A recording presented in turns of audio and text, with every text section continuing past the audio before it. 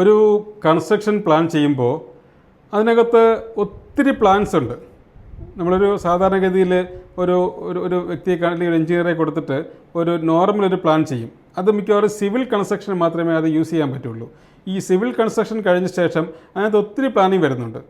അതിനുശേഷമാണ് സാറിന് interior planning വരുന്നുണ്ട്, സ്പേസ് യൂട്ടിലൈസേഷൻസ് പ്ലാനിങ് വരുന്നുണ്ട്, ഫർണിച്ചർ ലേ ഔട്ട് വരുന്നുണ്ട്, നിങ്ങൾ ലാൻഡ്സ്കേപ്പിംഗ് എന്തെങ്കിലും ചെയ്യാൻ ഉദ്ദേശിക്കുന്നെങ്കിൽ അതിൻ്റെ പ്ലാനിങ് വരുന്നുണ്ട്. അപ്പോൾ ഇതെല്ലാം പ്ലാനിങ് കഴിഞ്ഞ ശേഷം മാത്രമേ കൺസ്ട്രക്ഷൻ സ്റ്റാർട്ട് ചെയ്യാവൂ.